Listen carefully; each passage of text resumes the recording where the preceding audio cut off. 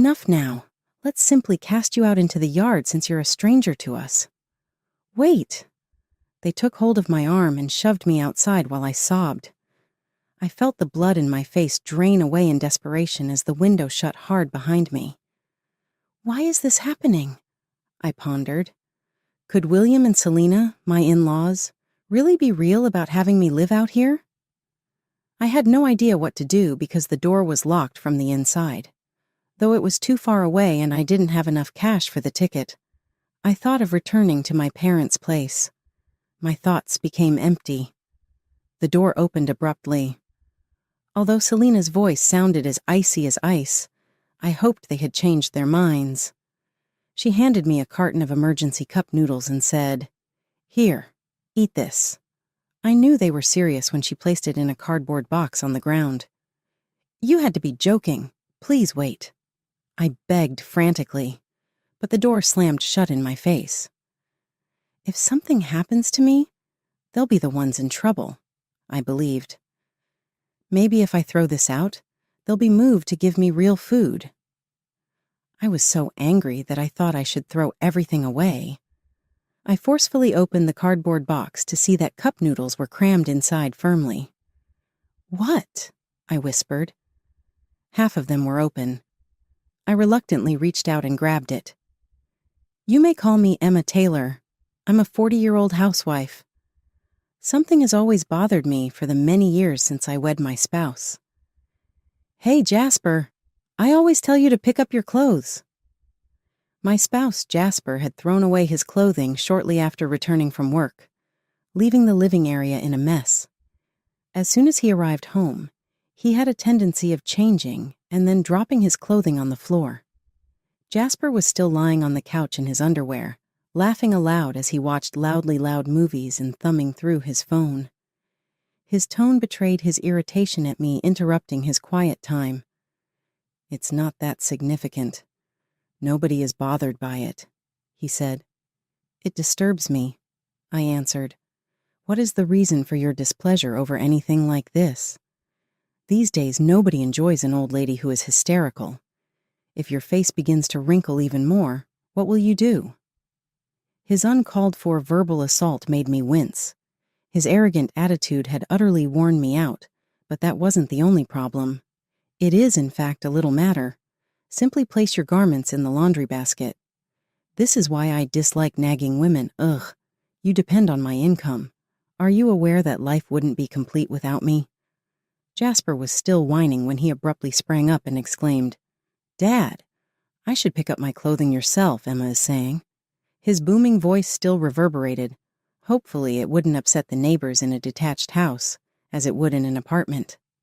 The living room door flung open with a bang, and heavy footsteps came from the corridor. It was William, my father-in-law. William gave me a scathing look and let out a low growl. He stated, "That's supposed to be your job," in a voice that deafened me. I could only cower in the face of his menacing presence. "Listen, you just have to obey your husband since you married into this family. For women, such is the situation. Don't worry Jasper or myself with such unimportant things." "I'm sorry," I said, lowering my head in regret. Jasper watched with a smile on his face. William, his father, was a very conventional, old-fashioned man. Jasper would give me a stern look and say, "You don't need to think about that," if I tried to bring up housework or his conduct. He raised his hand frequently, and I had become used to shrinking in response. Jasper had already ignored me and returned his attention to a movie on his smartphone. Knowing I would have to wait patiently until William's rage passed made me feel depressed. I heard a different voice suddenly scream out to me, "Hey, Emma, didn't I tell you never to use ham in the cooking?" Speaking from the kitchen, where I had just finished making dinner, it was my mother-in-law, Selena. Sodium metabisulfite is present in it. You are aware of the negative health effects, and soon get rid of that weird gadget Jasper brought home. A well-known author claimed that the electromagnetic radiation it generates causes our brains to shrink. Selena wasn't a liar like William or a twisted logicist like Jasper. She was obviously not on my side, though.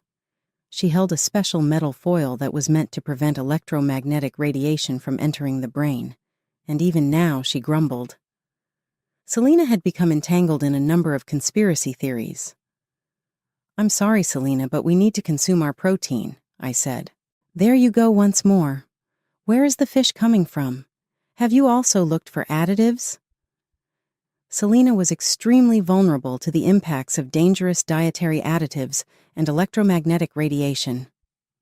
This meant that cooking required a lot more work than normal. The dinners at the Taylor residence were neither convenient nor healthful, since Selena would read product labels carefully and limit the use of certain ingredients in recipes. Just as I was about to give up due to the squandered components, Selena appeared to recall something. "By the way, Emma, you mentioned before, didn't you? Jasper never goes out to eat. I assume you're jealous of me?" Jasper appeared to have heard what she had said. "Are you jealous?" Jasper, who had been lost in his video, sprung to attention. "You know, I'm heading off for work. It's not like I only perform housework like you do." "That's not what I meant," I began to clarify. "You live off my salary, and yet you attempt to act so high and majestic," Jasper said, casting a sidelong glance at William, who appeared irritated. All I could do was sincerely apologize after realizing what he was attempting to do. "I'm sorry. It's true that, as a housewife, I depend on Jasper for our everyday needs. Jasper provides me an allowance that controls my finances, and he rapidly reduces it if he doesn't like something." Jasper remarked, "You can't do anything without me," and tossed something at me as retribution after observing my shaky, contrite manner. "You're having this for dinner tonight." A cup of noodles made a soft sound and rolled to my feet. At the Taylor house, I am the one who makes the food every day. Even though cleaning is by no means simple, I was unable to respond and stayed mute. I am not free in this house. Why must I endure all of this? I took the cup of noodles and headed back to my room since I couldn't stand to stay in the living room any longer. Jasper was whining about work and the TV was making loud noises from the living room. I boiled water in the pot, but I felt too disheartened to eat. Why do they say such hurtful things? Remembering their unreasonable demands made me feel down. I had merely asked him to correct his habit, not something unreasonable. The more I thought about it, the darker my mood became, and I wondered where I had made the wrong choice. Feeling increasingly depressed, I couldn't move for a while, weighed down by a heavy heart. When it was almost time for bed and I was starving to death, I forced myself to eat some instant noodles and take a cold bath. If I developed a cold, I would have to ask Jasper for money and permission to go to the doctor, so I had to leave before it got too chilly. After everyone had gone to sleep, I crept back to my room and silently opened the drawer to get my diary. This journal is a log of everyday activities meant to reveal, eventually, how I have been treated. Jasper wasn't like this when we initially started working together. He never used a harsh tone, and he used to treasure our birthdays and anniversaries. I married Jasper because I thought he was a good man, but the truth was very different. I feel like a poisoned object here in this house. A large portion of this is due to Selena's interest in conspiracies. I'm not aware of these notions, but I've been rejected because I purportedly live a lifestyle that Selena dislikes, out of concern that it may harm her son. I'm not allowed to be in their circle of 3 and have to cook meals on my own. But I was able to find some comfort in writing in this diary and eating what I liked in secret. Someday, I aim to disclose this. I've considered asking for help several times, but I'm afraid of hurting my parents back home, so I don't do anything. Without enough money, it's hard to escape, and no one would hire a 40-something housewife who has spent her whole life at home. Jasper's comments, "You can't live without me," truly sank home at these moments, and I felt so helpless that I was on the edge of tears. Eventually, I was left with no choice but to snuggle up in my bed and go to sleep. The following day was busy. There was an extraordinary level of noise outside my room, and just as I was starting to wonder what had occurred, William raced to unlock my door. "Hey, give an ambulance a call immediately. Jasper's breathing stopped." When William went to wake up Jasper, who generally wakes up late, it seemed like he wasn't breathing. In a panic, I dialed an ambulance. He had been abusing me for years, but I couldn't turn a blind eye to someone who was in grave danger. I desperately did CPR while on the phone, but Jasper was gone. How was that possible? Why had his health suddenly deteriorated when he had been great the day before? I was so shocked and overwhelmed by the abrupt incident that I was unable to even start making funeral arrangements. There was an unusually gloomy tone at the Taylor house after they had returned from the hospital. "Now that I think about it, he did seem sick lately," William said. Now that his son was dead, understandably, he had no energy left to rage at me. Jasper had been ill, but I was unaware of this. We seldom saw each other at all. Our only times together were at meals in different rooms during the day, and he was at work while I cleaned the home. Despite our severe differences, I couldn't help but wonder if I had sensed something wasn't right. My husband was no longer with me. I leaned forward helplessly, forgetting my normal manner. If he was really sick, then why didn't he visit the hospital? Surely there must have been some indications. I advised him not to travel and to cease using over-the-counter medications as well. "You never know what you could be consuming after all," Selena stated dryly. She was aware of Jasper's poor condition, but she couldn't give up on her conspiracy beliefs. I was overcome with a tremendous sense of powerlessness for such a foolish cause. I was dumbfounded and had no idea what to say to Selena or to Jasper, who had taken her word for it and never questioned her ridiculous plots. Is that so?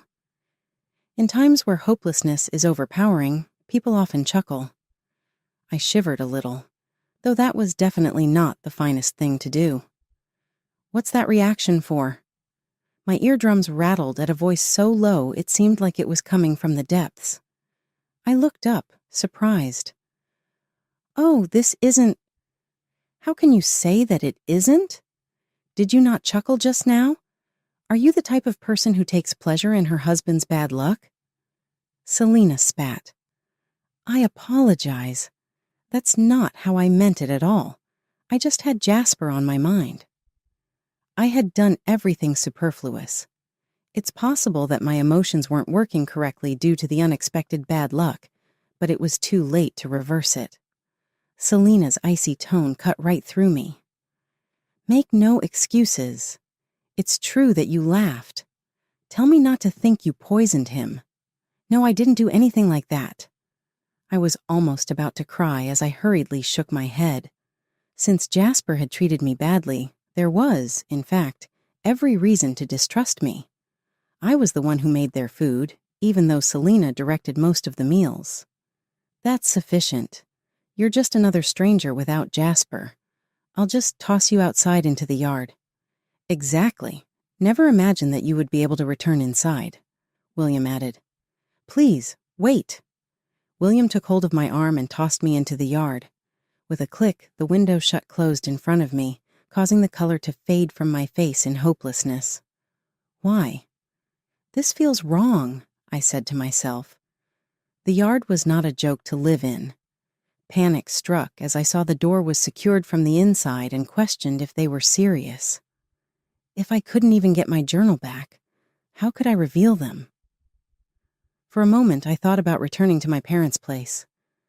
But it was too far away, and I wasn't sure I had enough money for a ride. I couldn't think of anything to do next.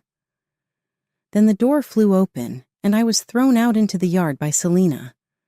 I inquired hopefully, hoping she had changed her mind, but her voice remained as icy as ice. "Don't give me such a casual call. We would be in trouble if something were to happen here. Eat this." She gave me a package of instant noodles that were kept in case of need. When I saw it in a cardboard box on the ground, I knew they weren't kidding.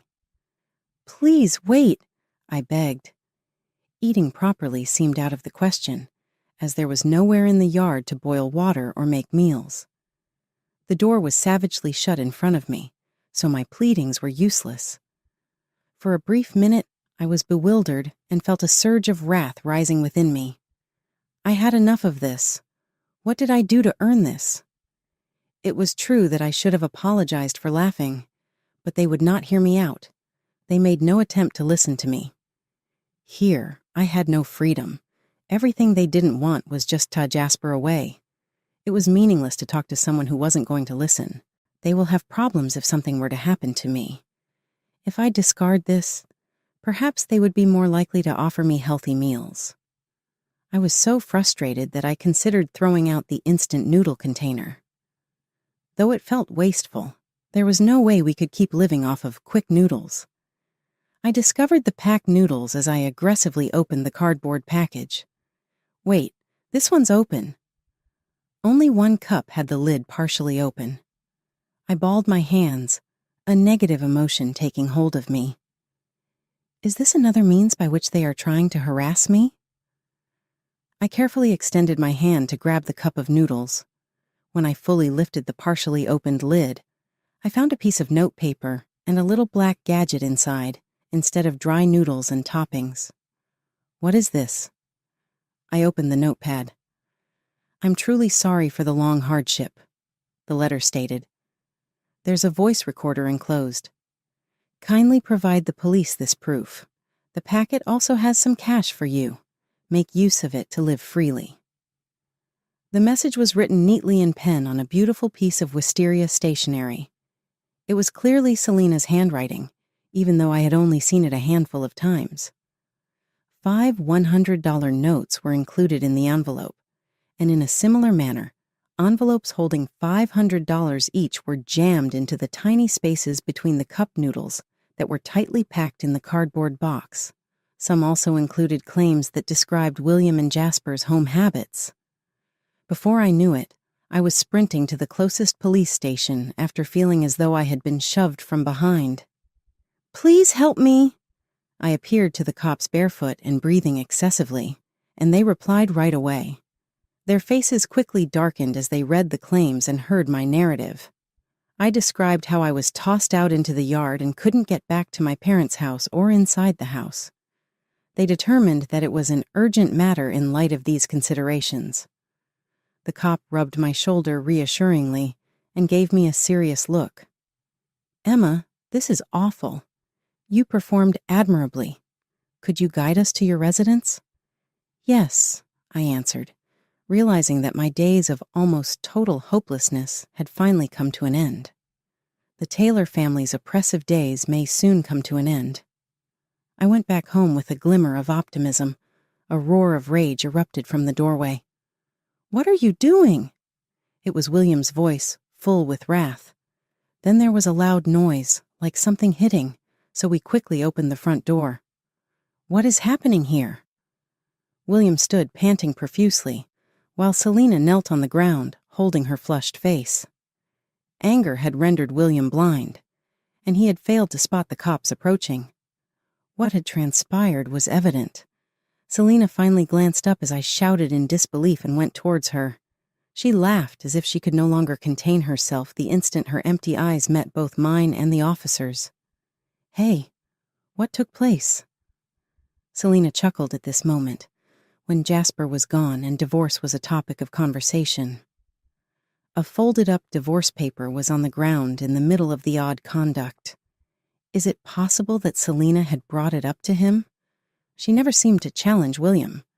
She had always been obedient to him. William threw up his hand to hit her, laughing maniacally as if she had gone insane. Stop! A cop moved quickly and locked his arms to hold him. William's complexion turned pale, and it was only then that he appeared to comprehend that the cops were there. Selena burst out laughing once again.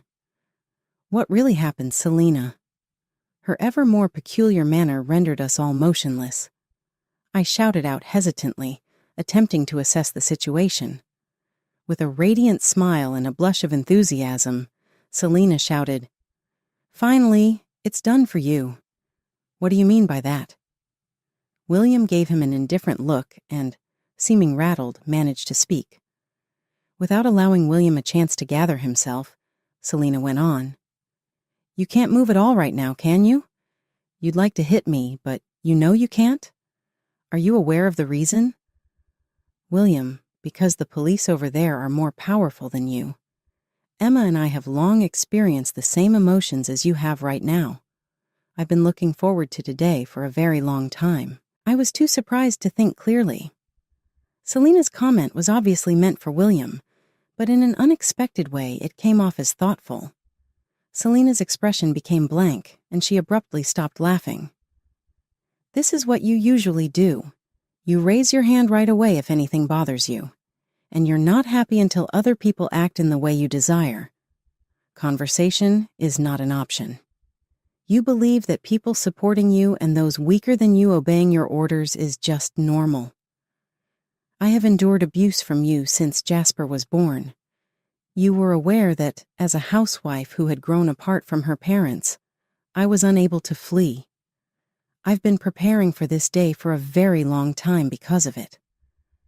Selena's voice grew cold as she gave William the cold shoulder and started outlining her long-term strategy. "At first, there wasn't enough proof, and I had Jasper to think about, so I decided to wait until Jasper was on his own and had saved up enough cash. I never thought he would marry Emma so soon after, and then follow in your footsteps. Jasper was cleverer than you, but he was also more cowardly. I purposely fed you bad food while acting like a crazy conspiracy theorist. This made me realize something. Yes, I was the housewife who took care of William and Selena, and I had to cook for the three of us. I made meals that were scarcely nutritious by adhering to Selena's preferences to stay away from foreign items and additives. Unlike me, Selena would always say, 'I don't want to eat the same food as you,' and would force me to prepare separate meals for myself.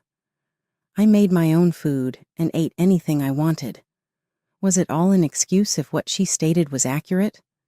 If so, had Selena been purposefully keeping me out of her plans the entire time?" After an extended battle, Jasper ended up just how I had imagined. It's evident that his daily excessive work and unhealthy eating habits had a negative impact, Selena said, pausing briefly as she could have been thinking about her son. But her chuckle came on suddenly like if it were lit. "However, Emma is now eligible to receive Jasper's fortune. I'm going to hell with you, ha-ha." William didn't appear to have anything else to say. With wide eyes, he gazed at Selena, who was giggling uncontrollably. "At home, you've always behaved like a king, but do you see now? You were so helpless. Not only had I suffered, but so had others. Selena had gone through considerably more pain and suffering than I had, and it was the conclusion of her journey. She had, in fact, been battling all of her life, despite the way it had twisted her life. We're about to go. We're taking you two with us to the station. There, we'll talk about everything," the cop muttered. William stopped raising his voice in annoyance. He dropped his head in despair, as though all the force that had propelled him thus far had vanished. He uttered barely audible words as the policeman dragged him away, saying, "I'm sorry."